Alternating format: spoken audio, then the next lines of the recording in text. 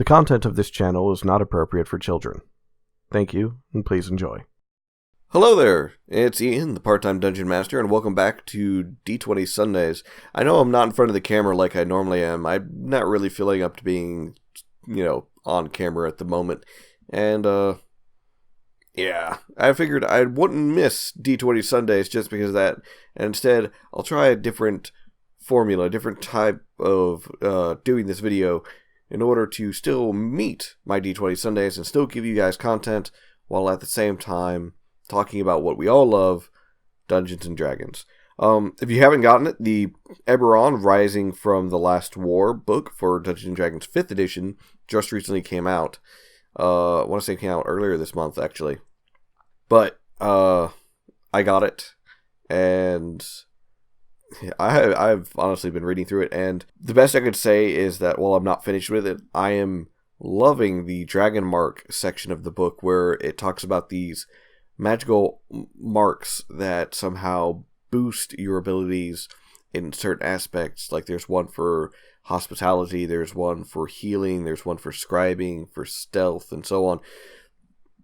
But also I love the fact that we've got much more information on Warforged and a number of other races that are in the Everon series.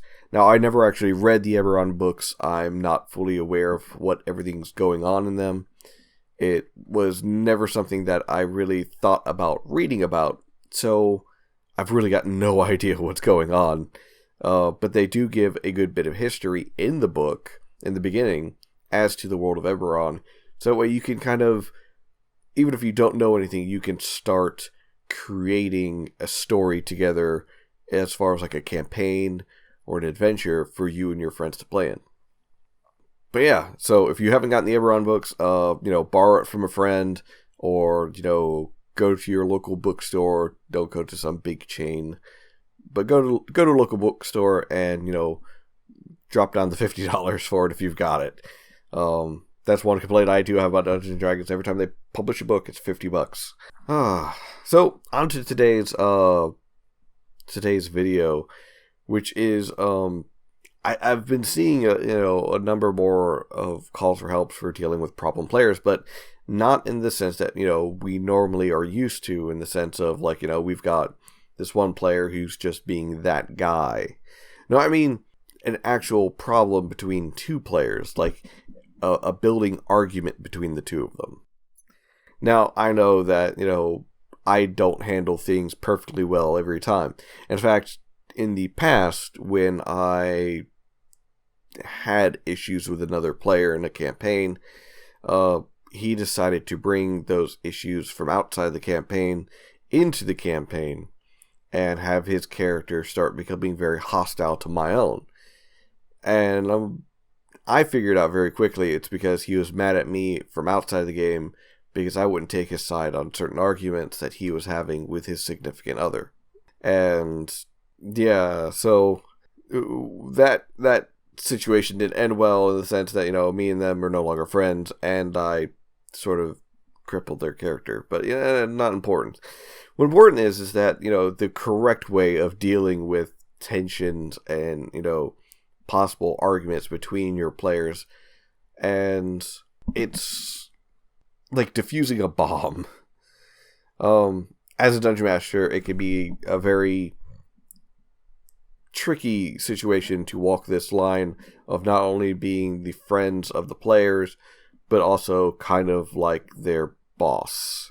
You're not really their boss per se, but you kind of are at the same time, in the sense that they're pretty much giving you permission to kind of lead them through this adventure.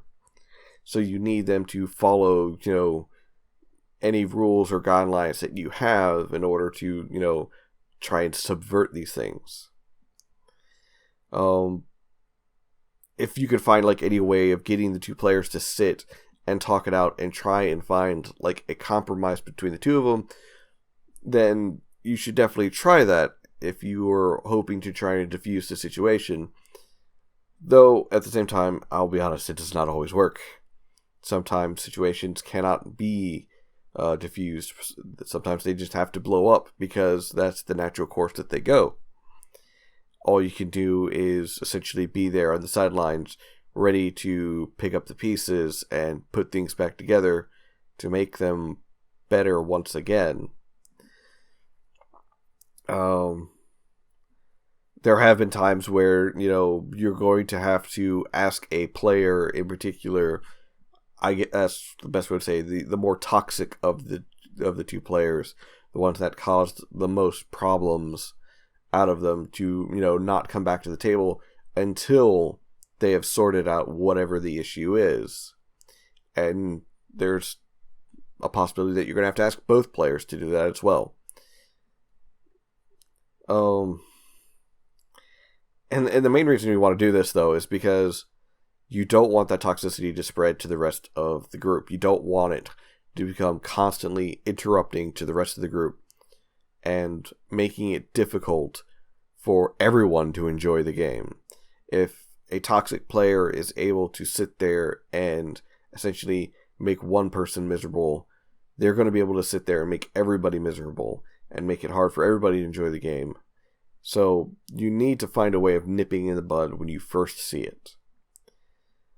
And I hate saying it, but sometimes removing a player is like the final option, but sometimes also the best option when it comes down to it. No Dungeon Master wants to kick out a player. We don't want to do that. We want to include your ideas. We want to include your character and everything into the adventure. But at the same time, we have certain rules and guidelines that we ask that you follow. And it's mostly common etiquette things. For the love of God, don't bring your real world issues against someone into the campaign just so that you can, torment them in the game and try and make them miserable for whatever reason. I've played with groups that were their coworkers, and they would bring every now and then an issue that they had at work with one of the coworkers to the table, and we had to nip it in the bud very quickly. It's no, hold on. We're not here for that. We're not here to be your therapy session. We are here to play Dungeons and Dragons and have a good time. And that can be therapy in itself, but you have to be clear, the game comes first, and having fun comes first. And that means for everybody, not just for the one player, not just for you. That is for everybody. So you have to essentially kind of motivate all the players to let go of the toxicity and, let go of the negativity and focus more on having fun with each other than sitting there and being very pissy at each other.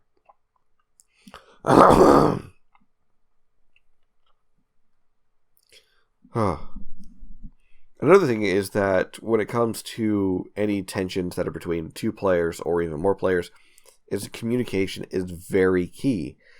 Everyone has their own actions and opinions that they believe that they have to follow, and sometimes they might not be right, sometimes they might be misconstrued or just flat out false. But at the same time, you have to respect them to an extent. You can disagree with someone's opinions and someone's actions and still be respectful of them. And when it comes to being the dungeon master for a group, that is very high on the priority list, because you're not going to always agree with someone. It's as simple as that. You're never going to 100% agree with everyone and every decision that they make.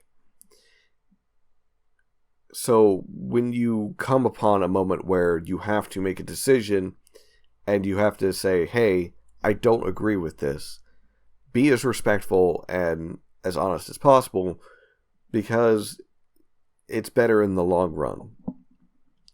If you just, shut someone down, treat them like crap just because you don't agree with them, then you're causing more of that tension, you're causing more of that friction.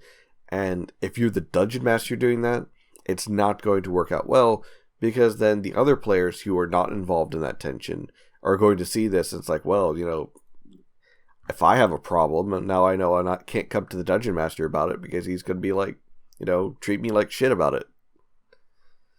So how you handle it is always a very important and delicate situation. I hope this was at least, somewhat helpful of, for you if in the future that you are able to, God, I'm losing my words. I hope this is helpful for you in the future and, you're able to take from this and find ways of solving any problems that come to your table. And this is Ian, the part-time Dungeon Master, and I'll catch you guys next time. Laters.